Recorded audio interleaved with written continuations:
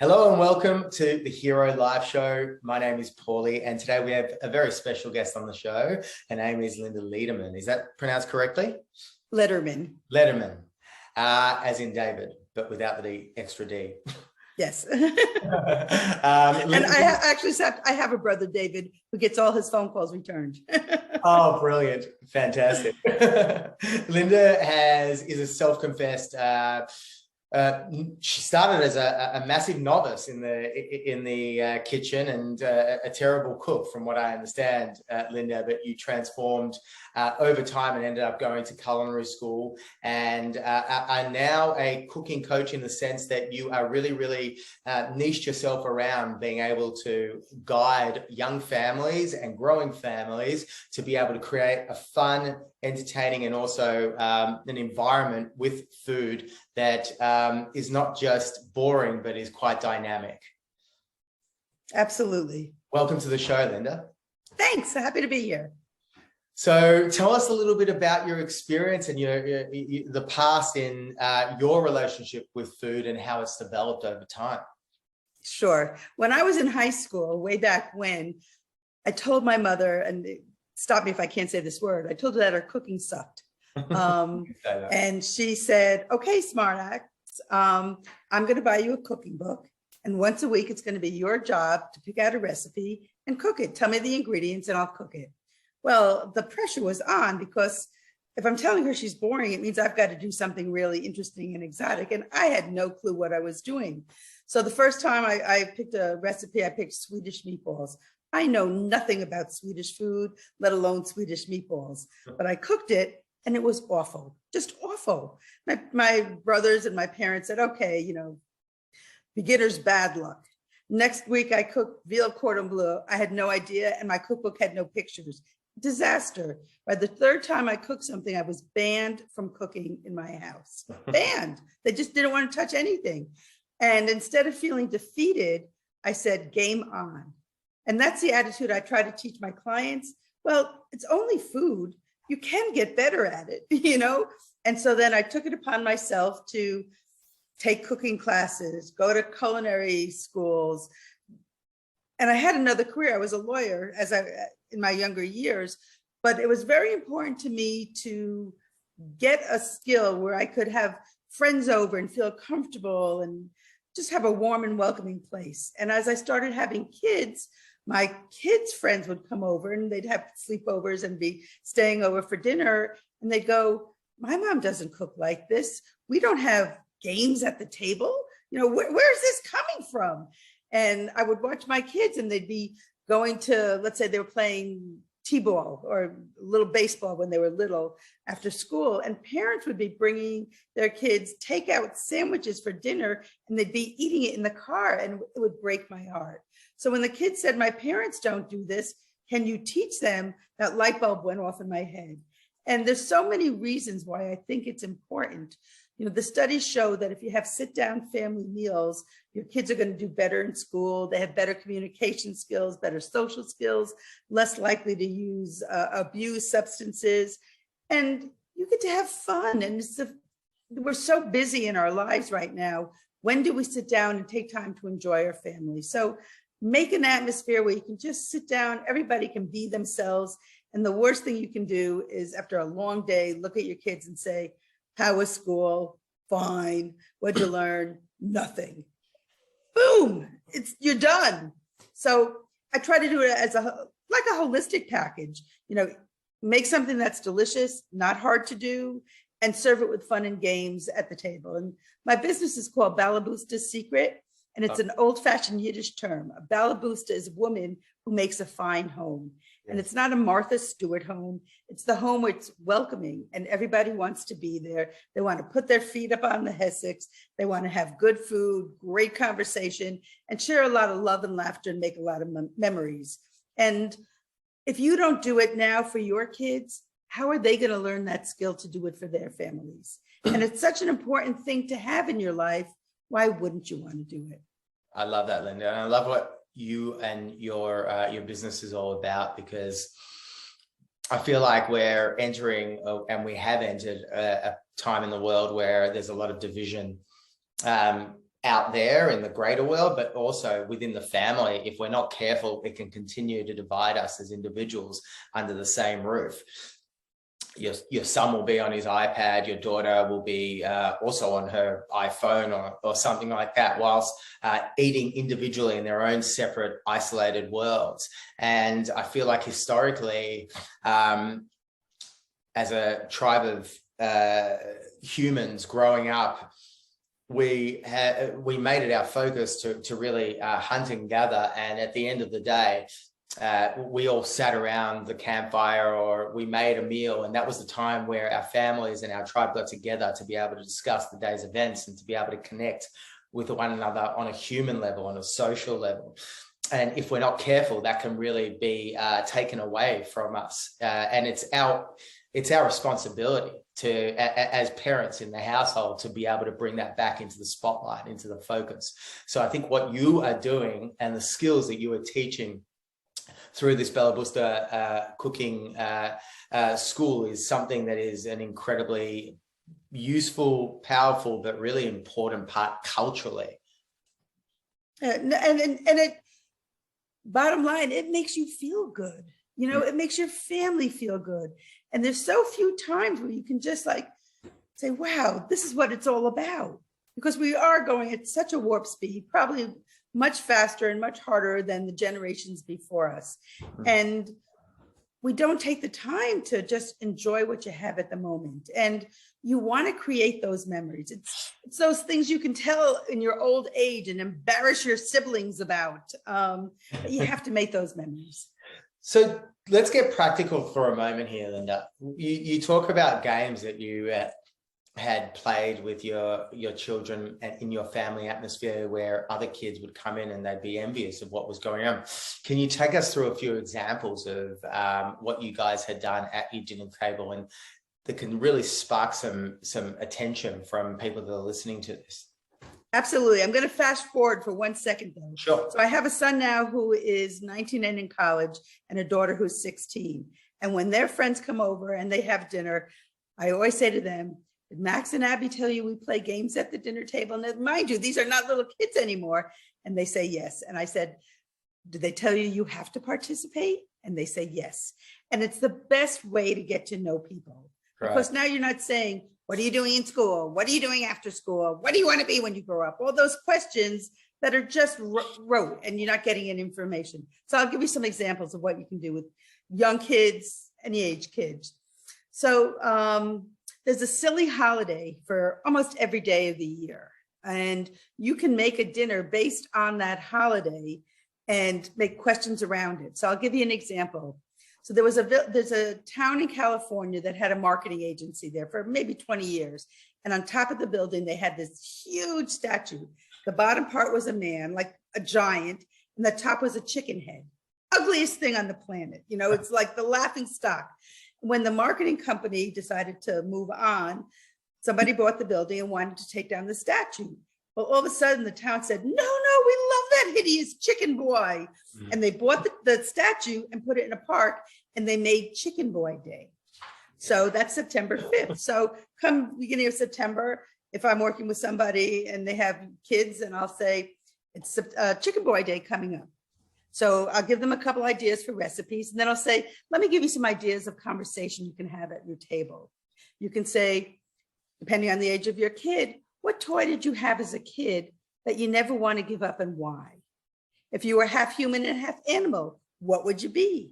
What would your powers be? Why would it be? And all of a sudden, imaginations are going boom, boom, boom, boom, boom, boom, boom. And your kids are getting creative, and they're thinking, and you've learned what's interesting to them. So that's one thing. You know, I have calendars where you have interesting days for you to plot what you want to make with conversations. Another thing, a game that you can do is a game called Headbands. And you don't need any special equipment. You could buy the game, but you don't need to. You can take an index card and write a word on it. And if your kids are too little to read, put a picture on it. And the person who is it holds the card up like this. They don't get to see what the picture is. Let's say it was an apple. They have to ask questions to the people at the table to guess what the picture is on the card that they're holding up. So you could say, is it bigger than a house? Is it, whatever question, is it red? Is it blue? Do I like it? Do I own it? And it teaches your kids logic, thinking skills to get to the answer.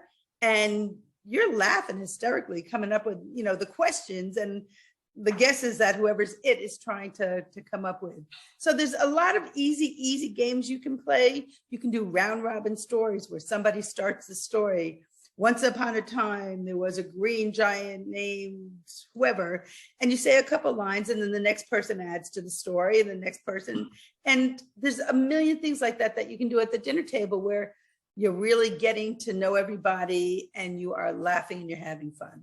Love it. And that, to me, just is so powerful because it elicits and it opens up that part of the mind that we appear to have been suppressing for so long. It's that magical kind of creative spark that is so alive in little children. But more than just eliciting it in your children, if you're participating in it as a part of parenthood, you're probably opening up a part of your mind that has been dormant for so many years because we've been in that kind of rut of that 8 to 6 kind of smashing it out in that rational kind of headspace. So if you can, as a parent, be able to open up that door that's just been dusted off over so many years, all of a sudden you're becoming alive as well. And as a result of that, the dynamic in between you and your children is just going to explode, right?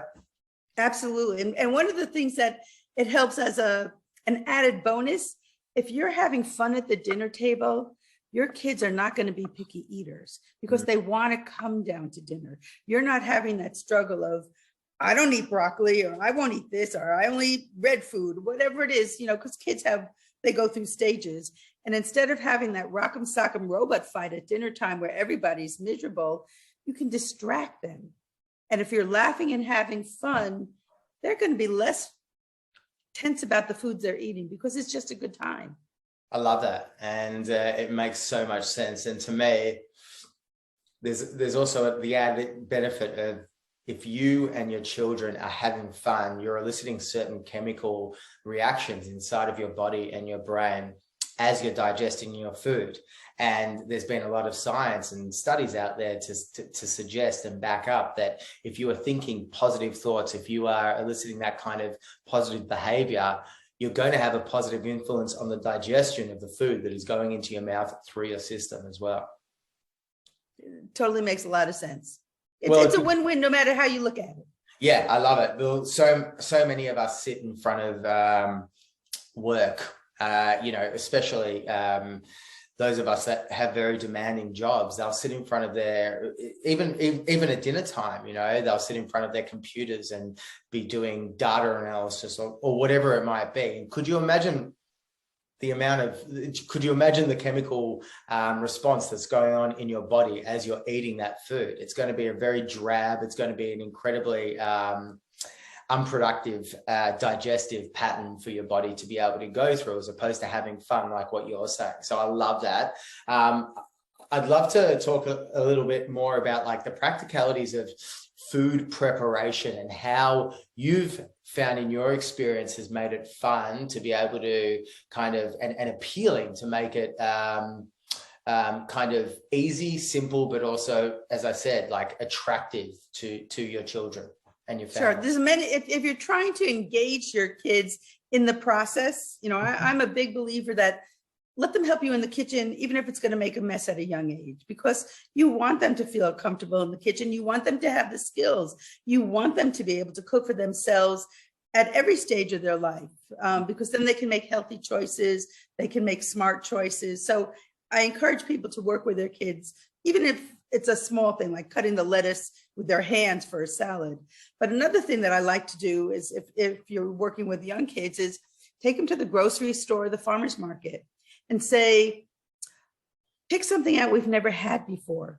And let's ask the farmer market vendor or somebody in the grocery store or the person buying it next to you, what are you going to do with that? How could I cook that? And then try something, so you're opening up you're not just making the same thing every time. You're trying to add a little variety. And I know that takes effort. And I'm not saying every meal's got to be something new under the sun, because nobody's got the time or the desire for it. But if you're looking to shake up some things, that's a great way to add variety into your diet. You know, and of course, you can look up recipes. You can work with me, and I'll give you I have a service where I do meal planning, and I'll give you the recipes for the week, the grocery list, and the meal plan, and then you just have to follow it. But I can also teach you how to do that on your own. Right. And in terms of making it fun for yourself, it's just a question of being organized. You know, if you have the right staples in your pantry, the right staples in your refrigerator, the right staples in your freezer, and you know how to use them, you should be able to whip up anything very quickly. You know, even if you forgot to meal plan, if you have the ingredients and know what to do with them, it's not very difficult to cook up something quick and delicious. And that's one of the things that I teach people how to do, because, you know, you could have something in your pantry for 3 years and it's sitting there because you have no idea how to use it up, or you bought it for one recipe and you don't know what else to use it for, and find out, you know? So one thing is knowing what you have, what you need, and how to use it. That's a good start. Knowing what your calendar is.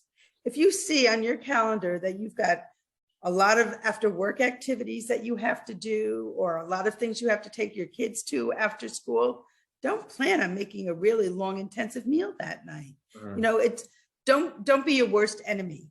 You know when your time crunch happens. Another thing you can do that's a great time saver is batch cooking. And what that means is you make more than what you need of a particular part of your meal. And an easy example of that is, let's say we're doing rice. So let's say I'm making a chicken tikka masala. You don't have to make it from scratch. We have a store called Trader Joe's here. I don't know what kind of stores you would have, but you can buy all kinds of tikka masala sauces that are healthy, or you can make it from scratch. But if you take chicken tenders, if you eat meat, and saute them with some ginger and garlic, some tomatoes and onions, and add your tikka masala sauce, it's done in 15 minutes. So with that, you're going to make a big batch of rice. Because it's a nice compliment to it. And, you know, if you want to be really sneaky, you can throw some spinach in that tikka masala and get your vegetable in one pot. But if you're making a big pot of rice to go with it, take your leftover rice, and the next day you can make fried rice with, let's say, grilled shrimp. Because the trick of making fried rice is your rice has to be a day old. So make it in advance and make it once instead of twice. So now it's just grilling up your shrimp, or baking them, or sauteing them. 5 minutes, your dinner's done. You already had the rice. Make it into fried rice. Simple. And you're not resenting having to cook, because now you actually have a plan. You have a method to your madness, and it's really going to taste great. You know, so it's kind of a win-win all around. I'm a big fan of what you're talking about there with the batch cooking, and me and my wife have been doing that for years now, because at any which time we're both working full time. And you know, nowadays a lot of a lot of mums and dads are working full time, so to be able to have that batch cooking kind of weapon in your sleeve is a really, really, really good one. Can you give us another example of what batch cooking might look like? Sure. I make a dish called spicy Asian meatballs. Now you can make it. I usually use it with ground turkey, but you can use it with meat. You can use it with ground chicken, whatever protein that you want. You can probably use it with ground crumpled tofu if you want, but you probably need a little bit of a better binder in it. But to make the meatballs, I use a little lemongrass. If you don't have that, you can use lemon zest, and some Asian seasonings, a little ginger, a little garlic, some scallion, some soy sauce, a drop of sesame oil. Pretty much it. We like it spicy. We put in guac sauce. You can put a sriracha in it, you know, depending on your family's taste. And you make these meatballs. I bake them because I don't want to clean the splatter that meatballs make when you put them on the stove. I cut to the chase, put them in the oven. They bake in 15 minutes. I mean, really, really quick. So one night, let's say I'm going to serve that with rice noodles. I don't know if you're familiar with rice noodles, but all you do to cook them is pour boiling water on them. You know, fast. You know, you can nuke the water and put the noodles in it if you really want fast. And I'll make a pad thai sauce, which is just peanut butter, ginger, garlic, a little soy sauce, a little sesame oil. And I would make it a little lighter by putting some orange juice in it. Just stir it. Put it on, you're done. Great meal, under a half hour, everything's on the table. The next night, if I was lucky enough to have leftover meatballs, I might crumple them up, take a lettuce leaf, put a little hoisin sauce in it. You can buy that at most grocery stores. And now you have a lettuce wrap with the crumpled up meatballs. You're not making meatballs again. You know, your main dish part is done, and how you're serving it and changing the flavor profile is the only thing that's different. And you're done in minutes because you're already done. Yeah, it's great. And it looks different to your children as well. Yep. And that's a massive thing, because you're right. You know, kids will catch on to these types of things. Meatballs again. Yep. Yeah. That's it. You know, you could even take that same meatball or if you're making Italian meatballs, you make your meatballs one night for your Italian pasta, what you're doing, and then crumple it up and make stuffed peppers with a taco seasoning in it and melt cheddar cheese on it for the next night. Totally different ethnic dish, totally everything. But those meatballs are easily adaptable to something else. Yeah, love that. Just so you've given me two examples here of using like a starchy carb as the thing that is batched and can be added to various different meals. And then the second example was the protein that can be batched and added to different meals, which is perfect. And that's a really, really great example of what kind of flexibility mums and dads can have when it comes to preparing for the entire meal ahead. Anything else that comes to mind when it comes to really, really making the meals at home a more attractive process for the family? You eat with your eyes. You know, that's the first thing you do. So think about color when you're cooking. You know, they say eat the rainbow because that's healthy for you to begin with, but don't make a dish that's all white. Don't make a white fish served on white rice with white asparagus. You know, I mean, that's not really going to be attractive to anybody. Yeah. So think of your color. You know, throw a couple of fresh herbs on it. You know, there's so many little things you can do to make your dish pretty.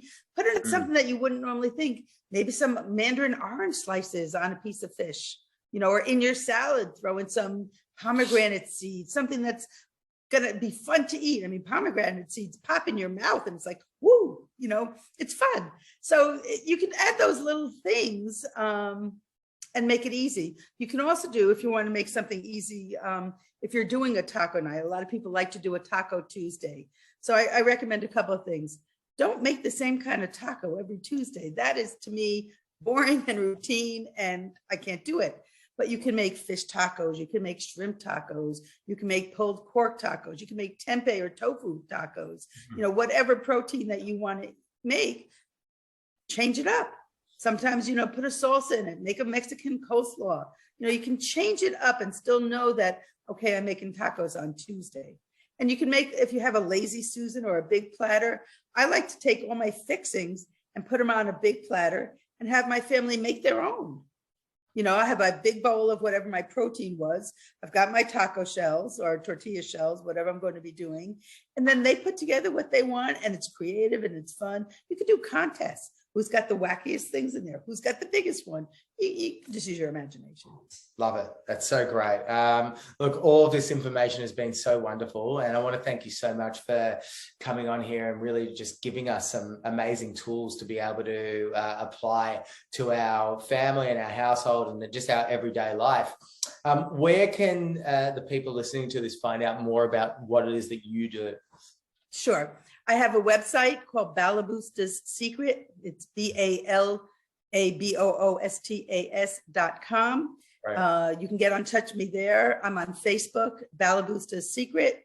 I also have a Facebook group for easy weeknight cooking for busy moms, but dads are welcome. I also have a handout for the people who are listening called Quick Dinner Time Sanity Saving Tips. Right. And if you sign up for that, you'll be on my newsletter. And so you'll be able to get in touch with me. You'll have my email that way, and you can stay up on the latest stuff. You'll know how you can work with me and all those wonderful things. And I'll make sure that all that information is put into the show notes so everybody has access to it. So it's just a bit of a copy and paste situation.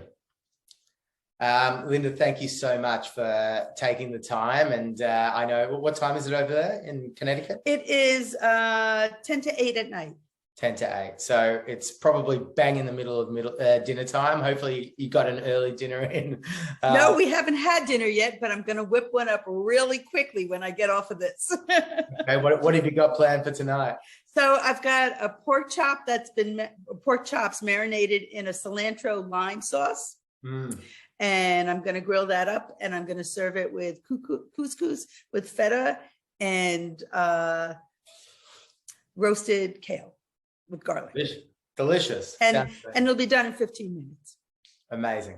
Well, you're very skilled, and you've developed a little bit of an art form and a niche that I'm sure so many mums and dads can value and really see the value of. So thank you once again so much for your time. Oh, it's been a real pleasure. Thank you so much.